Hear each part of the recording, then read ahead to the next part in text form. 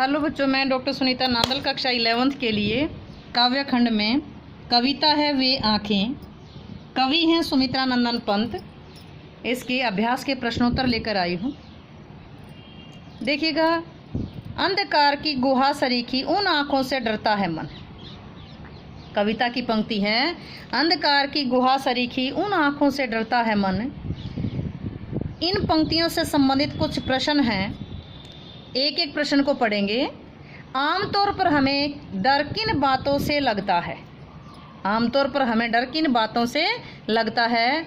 आमतौर पर हमें गहरे अंधकार, गहरे जंगल, दुर्घटना, मृत्यु, आर्थिक हानि, भी पैसे की हानि आदि से डर लगता है।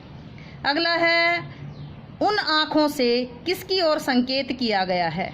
उन आँखों, कौन सा उन आँखें किसकी थी? किसान की। उन आँखों से किसान की दयनीय दशा और किसान के निराश जीवन की ओर संकेत किया है।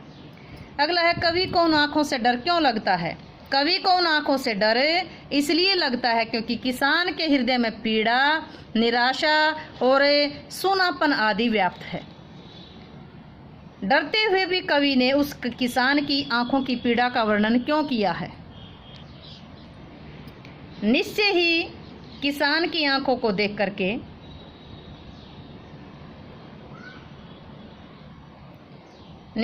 किसान की आंखों को देखकर कवि डर जाता है। कवि के मन में किसान के प्रति सहानुभूति है। वह समाज को किसान की दुर्दशा से अवगत कराना चाहता है। इसके अतिरिक्त महाजन जो बनिए हैं, जमींदार और पुलिस के द्वारा किसान पर किए जा रहे अत्याचारों और अन्यायों का भी पर्दाफाश करना चाहता है।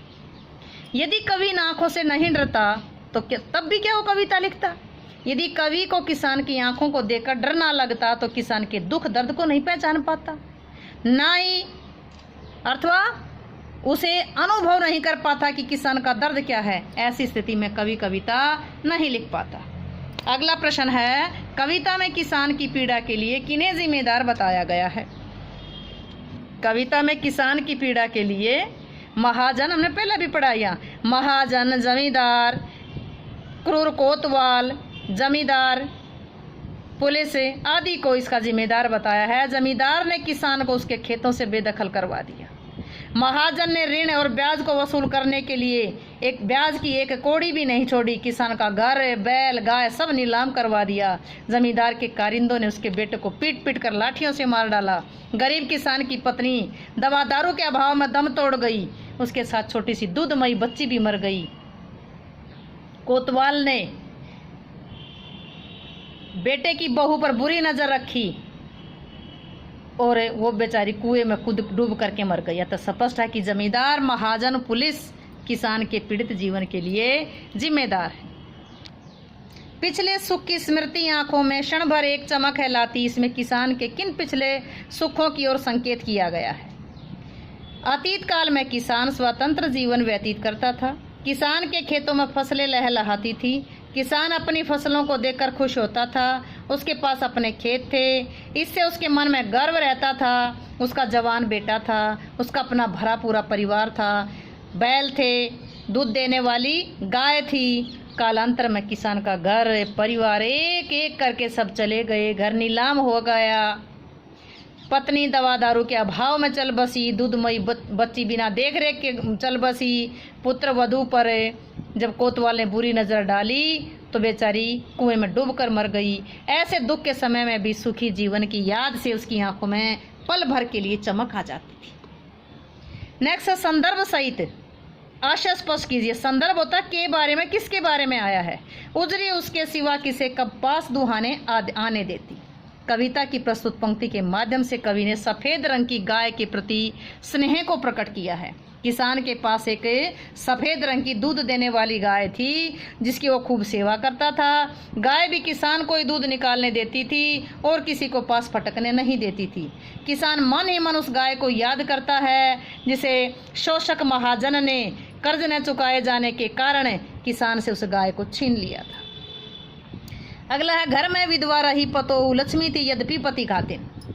किसान के जवान बेटे को जमींदार के कारिंदों ने लाठियों से पीट पीट कर मार डाला। ये जमींदारों की किसानों के प्रति अत्याचारों की पराकाष्ठा थी। जब किसान के घर में उसकी विधवा पुत्र वधू रह गई थी तो कहने को मात्र घर की लक्ष्मी थी, लेकिन समाज की नज़रों में पति की हत्यारिन थी, पति को खाने वाली थी। कवि ने इस पंक्ति के माध्यम से विधवा के प्रति समाज के संकीर्ण दृष्टिकोण को प्रकट किया है। यद्यपि विधवा का कोई दोष नहीं, फिर भी समाज उसे पति की हत्यारिन, पति की मृत्यु के लिए दोषी कह करके कलंकित करता है। नेक्स्ट है, पिछले सुख की स्मृति आंखों में क्षण भर एक चमक कहलाती, तुरंत शून्य में गढ़ वह चितवन, तीखी नोके सदृश्य बन जाती। इन पंक्तियों में कवि ने किसान के मन की क्षणिक सुख अनुभूति को व्यक्त किया है, जिसका महाजन, जमींदार, पुलिस सब ने संपूर्ण घर, किसान का संपूर्ण घर उजाड़ कर रख दिया। पत्नी, बेटी, बेटा, पुत्रवधु, खेत, बैल, गाय सब कुछ एक एक करके खत्म हो गए। किसान अपने हरे भरे खेतों, घर परिवार, बैल, गाय आदि को याद करता है, जिनके साथ उसने सुखपूर्ण जीवन जिया था। पिछले भोगे हुए सुखों को याद करके एक पल के लिए उसकी आंखों में चमक आ जाती है, लेकिन आज के हालात का आभास होते ही उसकी आंखों से वह चमक गायब हो जाती है और शून्य में भी लुप्त हो जाती है, और एक तीखी नोक की भांति चुभकर हृदय में पीड़ा पहुंचाती है। किसान का मन फिर दुख से व्यथित हो उठता है, उसकी आंखों में दीनता और करुणा का भाव उभर आता है।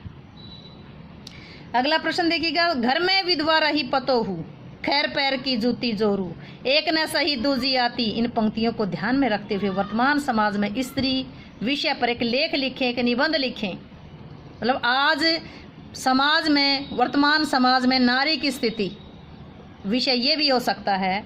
ध्यान दीजिए, ये निबंध में भी काम आएगा और इस प्रश्न का उत्तर भी होगा। प्रस्तुत काव्य कथनों के माध्यम से पंत जी ने आधुनिक युग में नारी के जीवन के कटु यथार्थ को उजागर किया है। दूसरे शब्दों में कह सकते हैं कि वर्तमान समाज में स्त्री वर्ग के प्रति पुरुष वर्ग के मन की संकीर्णता को यथार्थ रूप में उजागर किया है। जब ये कविता लिखी गई थी तब में और आज नारी के जीवन के प्रति समाज का दृष्टिकोण बदल गया है। कवि ने बताया कि उस समय समाज में विधवा होना नारी के लिए किसी अभिशाप से कम नहीं था। एक ओर तो उसे लक्ष्मी की पदवी दी जाती थी और दूसरी ओर उसे विधवा होने पर पति की हत्यारिन कह करके अपमानित किया जाता था। वर्तमान समाज में विधवा के प्रति समाज की धारणा बदल गई है, उसे पुनः विवाह करके समाज में जीवन जीने की छूट मिल गई है। कवि ने अन्य पंक्ति के में कहा है ना, खैर पैर की जूती औरत, खैर पैर की जूती कहा है। इसका अभिप्राय है कि जैसे जूती पुरानी हो जाती या टूट जाने पर नई जूती खरीद ली जाती है, वैसे एक पत्नी के मर जाने पर दूसरी स्त्री को पत्नी बना लिया जाता था तथा दूसरी स्त्री से विवाह कर लिया जाता था। यह समाज की नारी के प्रति संकीर्ण दृष्टिकोण का कहा जाएगा। किंतु वर्तमान युग में ऐसा नहीं है। पुरुष के समान भिन्न भिन्न क्षेत्रों में नारियां काम करती हैं। कई क्षेत्रों में तो पुरुष से भी 2 कदम आगे निकल गई है। यदि भारत की आज़ादी की लड़ाई के इतिहास के पन्नों को उलट कर देखें तो पता चलता कि भारतीय नारी ने देश आज़ाद करवाने में बढ़ चढ़कर भाग लिया। वर्तमान समय में स्त्री को पुरुष के समान वोट देने का अधिकार है। जीवन का कोई भी ऐसा क्षेत्र नहीं जहाँ नारी ने अपने विजय की पताका नहीं लहराई। स्वतंत्र भारत के संविधान में स्त्री और पुरुष दोनों को समान अधिकार दिया गया। स्त्रियों की स्वाभाविक प्रकृति के अनुसरण में उन्हें कुछ विशेष अधिकार भी दिए गए। स्त्री पुरुष दोनों को अभिव्यक्ति का अधिकार है, दैहिक स्वतंत्रता का अधिकार है, शोषण के विरुद्ध अधिकार, स्त्री पुरुष को समान कार्य के लिए समान वेतन पाने का अधिकार आदि पुरुष स्त्री पुरुष की समानता को प्रमाणित करते हैं। अतः स्पष्ट है कि आज की नारी बेचारी विधवा, आज की नारी को बेचारी विधवा कहना उचित प्रतीत नहीं होता। यहाँ मैं 2 पंक्तियाँ बताना चाहूँगी, आप यहाँ लिख सकते हैं कि अबला नहीं कहा जा सकता, अबला नहीं कहा जा सकता अब आज की नारी को, अबला नहीं कहा जा सकता अब आज की नारी को, राख समझना बड़ी भूल है छिपी हुई चिंगारी को, राख समझना बड़ी भूल है छिपी हुई चिंगारी को। उसे पुनः विवाह करने की स्वतंत्रता है।